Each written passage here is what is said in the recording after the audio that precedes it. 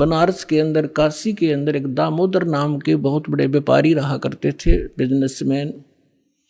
उनका अपना एक पोत था, समुद्री जहाज था, और उसके साथ वो व्यापार करने के लिए समुद्र मार्ग से दूसरी स्टेटों में जाया करते थे।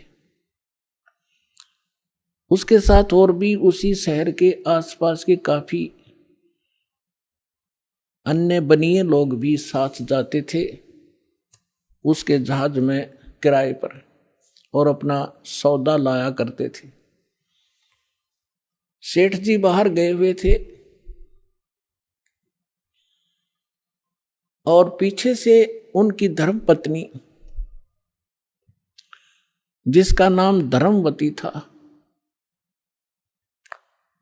वो बहुत धार्मिक थी। सेठ दामोदर भी बहुत नेक आदमी थे, भक्ति बहुत विश्वास करते थे परमात्मा। और हमारे हिंदू समाज के अंदर राम और कृष्ण, गणेश और इन भगवानों से ऊपर कोई हमारा इष्ट नहीं था। और ये सभी क्रियाएं हम किया करते थे, जो वो कर रहे थे, जो हम करते हैं वैसे ही वो किया करते थे। उसमें परमात्मा ने के बहुत से शिष्य हो गए थे और बहुत दुख दूर हो गए थे।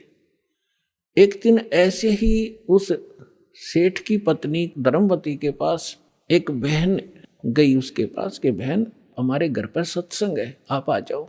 तो उसने सोचा चल मेरी वो बहन ज्यादा उसके निकट थी और पहले कई बार चर्चा कर रखी थी उसने परमात्मा की।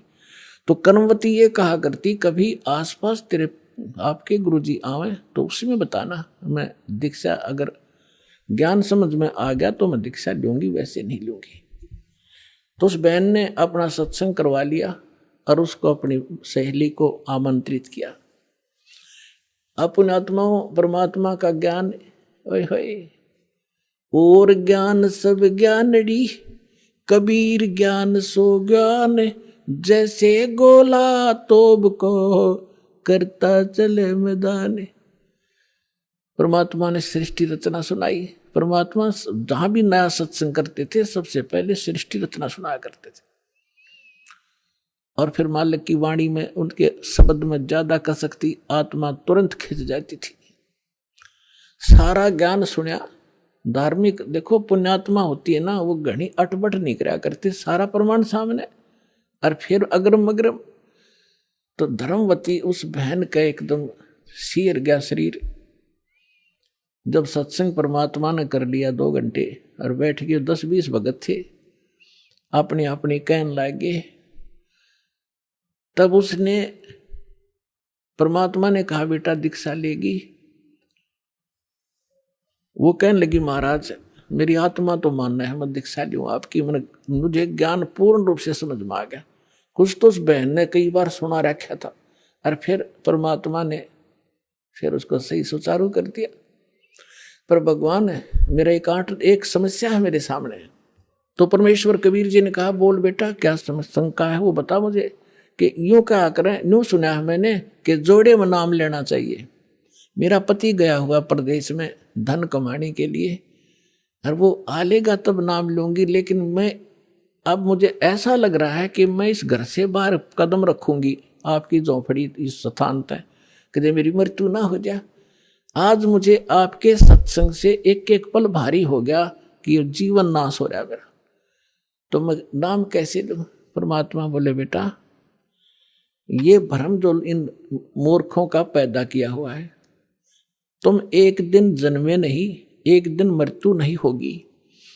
आपके पति आपसे बड़े हैं, वो पहले जन्म हुआ आपका बाद में हुआ।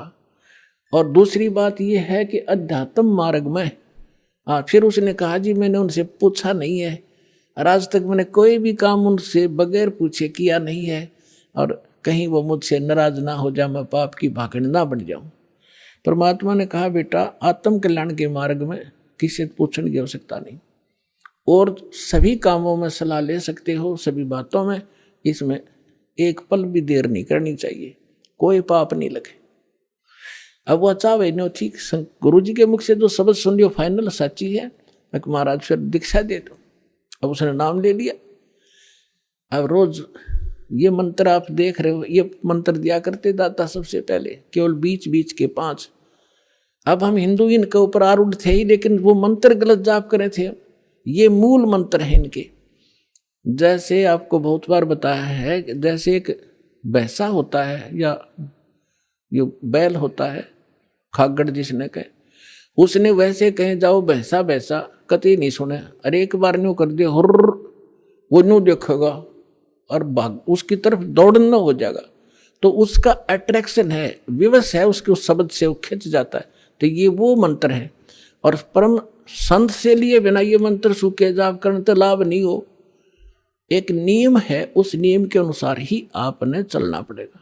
तो ये मंत्र दिए उसने, मतलब गदगद होगी, अक्सर भगवान ही न था। यही तो हम देवता पूजा करते थे। परमात्मा ने कहा बेटी यह पूजा नहीं है, ये यहाँ के संरक्षक हैं और मूल पूजा तो सतगुरु की है।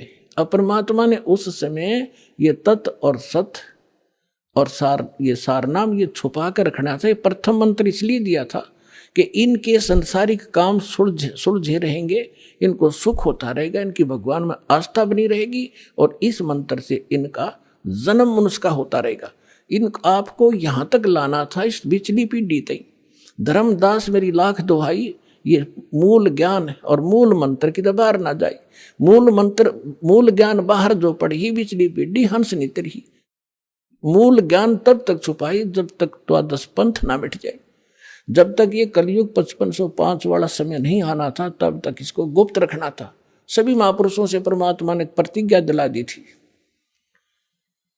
तो इस मंत्र को पाकवा तो गदगद होगी, खूब डट कर भजन करे, आत्मा बिल्कुल खुश होगी। जो भूत प्रेत की बाधाएं थी थोड़ी बहुत सबके घर में बढ़ रहेंगे, वो भाग भूगे, उड़गी सी काया होगी।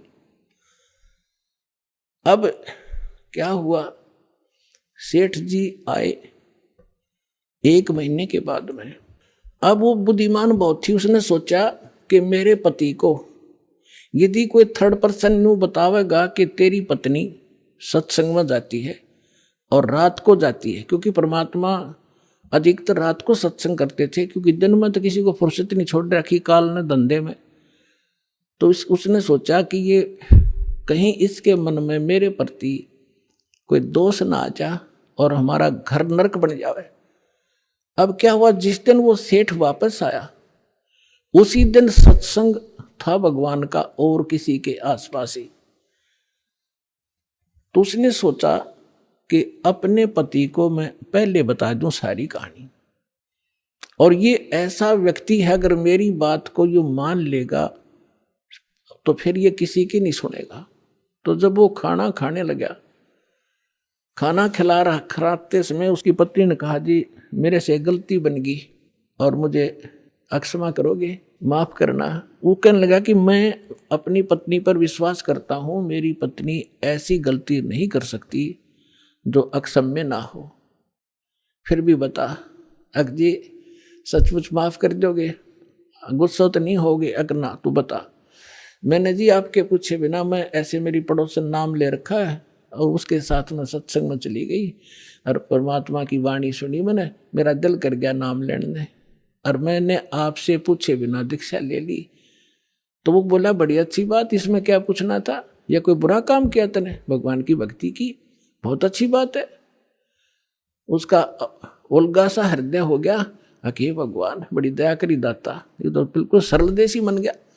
फिर उसने एक और पॉइंट सोचा कि एक बार इसको वो सत्संग स्थल दिखा दूं जहां हम जाते और आते हैं, ताकि लोग इसको भ्रमित ना कर दें तेरी पत्नी रात में भी जाती है, तो यो आदमी का जल्दी सी सेट नहीं होया करे। और उस दिन सत्संग भी था।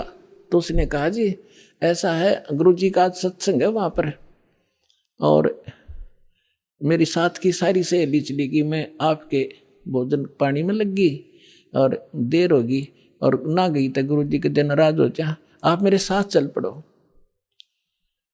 तो वो कहने लगा देखो मैं थका हुआ हूँ, दूर से आया हूँ, आप जाओ। और नो बोली आप मैं जाऊँ कैसे, रात का काम कोई साथ नहीं मेरे। तो कहने लगा मैं चल पड़ूंगा और जाते मुझे नींद आवेगी, बताओ मैं क्या सत्संग सुनूंगा। उसने पता था कि एक बार यूँ चल पड़ा और सत्संग सुन लिया तो आली नींद इसने। तो वो कहने लगी आप यूँ करियो, पीछे सी बैठ जियो, नींद आ जाए तो सो जाइए, गुरुजी कुछ ना कहा करे। तो उसने सोचा चल फिर तो कोई बात नहीं। वो दोनों पति पत्नी आ गए। अब बैठ गई पाछे ने, वो बैठ गया पीछे ने, भगतनी बैठ गई भगतमतियों में। परमात्मा ने वह सृष्टि रचना फिर सुनाई। वो तो जाने थे चोट ने सामने मारना। अब लाला जी ने किसी नींद आवे थी, उसका कलेजा फट गया, थर थर कांपे गात सारा। और नौके सोके सुने ज्ञान कड़ी कसूती तरह। अब सारा ज्ञान सुन लिया। जब अपनी उसकी पत्नी आई, जी नींद तो नहीं आई? कि नींद करे मेरे तो बेचैनी होगी, काहे की नींद आवे थी? एक न्यू पूछ ले गुरु जी ते, मुझे नाम दे देंगे? तो उसने जाके कहा महाराज जी भगत जी आए हैं और यूं कहे दीक्षा मिल जाएगी। कहा बेटा बोला। तब उसने बोली कहा जा नाम देंगे आपको। सेठ जी जाकर बैठ गया पास में, कहने लगा भाई सुन ले लाला जी। परमात्मा बोले देखो सेठ जी, आप हो इन देवताओं के गणे पुजारी, और परमात्मा का नाम लेने के बाद आन उपासना नहीं करनी होगी। वो कहते हैं 100 वर्ष सतगुरु की पूजा, एक दिन आन उपासी और वो अपराधी आत्मा फिर पड़े काल की फांसी। 100 वर्ष गुरु की अनुसार साधना कर ली, सतगुरु के अनुसार, एक दिन भी आन उपासना कर ली ना किसी देवी देवता की, पिछली सारा भट्ठा बैठ जाएगा तेरा। तो वो लाला जी बोला सेठ दामोदर, कहने लगे महाराज जी मैं बाणिया हूँ और सौदा करना खूब जानता हूँ। मैंने सारा कुछ सुन लिया और सब कुछ देख लिया। आज मैंने सारे कथा सुन रखी खूब बड़ी बड़ी, जो ज्ञान आपने दिया इस पृथ्वी पर नहीं। और मैं जो वचन कराया करूँ दाता, और पक्का करता हूँ आप मेरे गुरु, मैं आपका चेला। फिर कहा कि भाई देख मैं दानक और तू लाला जी, कल न तेरी बरादरी वाले भी तुझे धिक्कारेंगे। ने बोला जी मुझे नाम दो और आप साथ रहियो दास के, जो होगा सो देखी जाएगी, मुझे दीक्षा दो।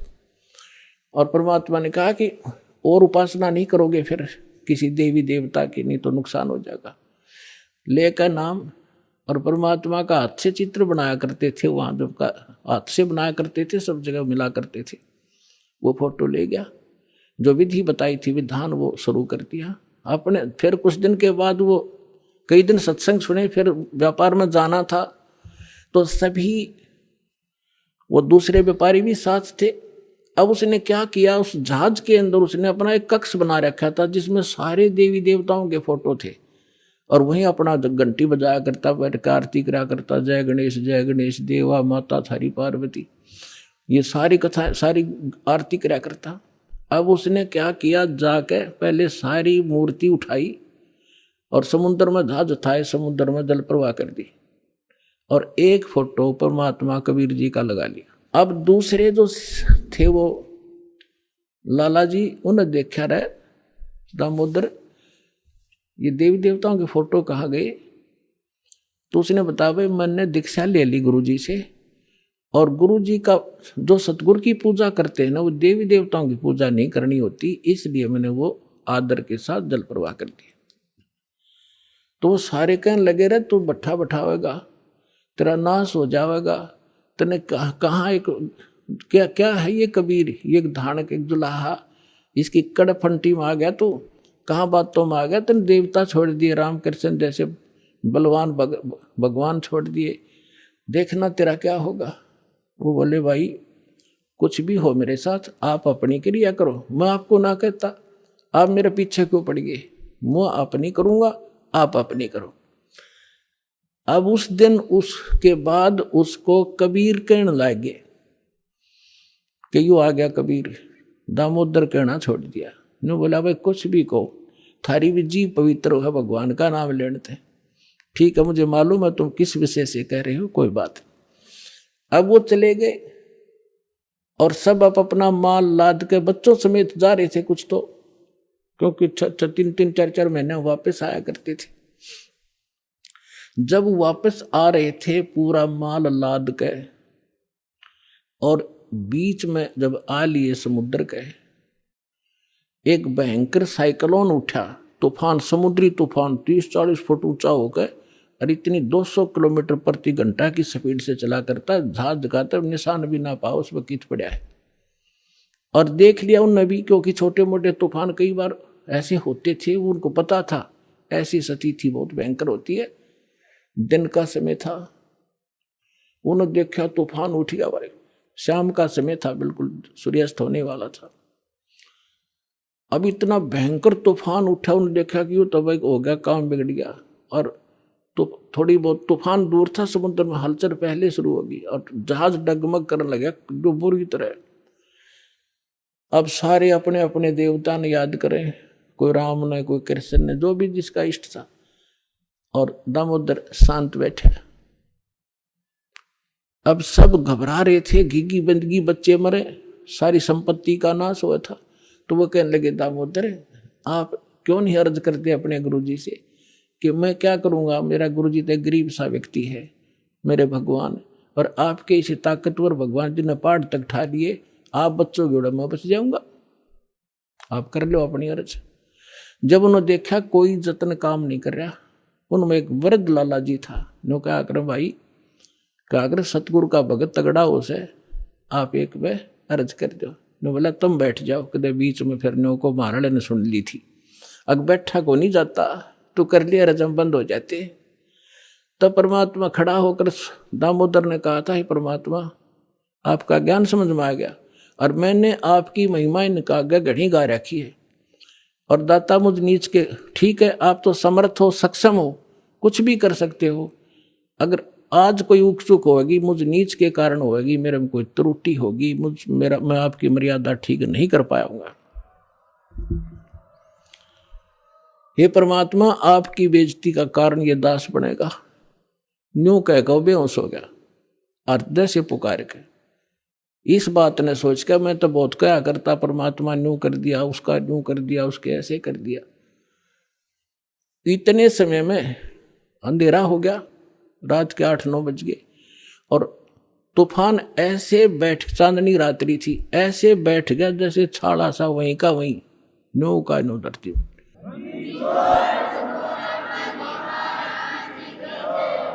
और समुद्र के जल में जरा सी भी हलचल नहीं। अब उस दामोदर को पानी के छींटे छाटे मार के मुंह पे होश में ले आए। तब उन्होंने कहा कि भाई दामोदर हमसे बड़ी घनी गलती हुई, हमने आपके गुरुदेव की बेइज्जती करी, हम कति नीच प्राणी हैं। और उन्होंने संकल्प कराया था कि यदि आज जान बच गई, हमारे भगवान तो फेल हो लिए, जब आज इस तूफान रुक गया, हमारी जान बच गई, दामोदर हम तेरे साथ चलाएंगे, नाम लेंगे उस परमात्मा का। तब दामोदर को कंधे पे बैठा लिया उन लालाओं ने। हर ने बोले बोलो दामोदर की जय। ने बोला नहीं, जय बोलो जिसने यू काम कराया है, बोलो कबीर परमेश्वर जी की जय हो।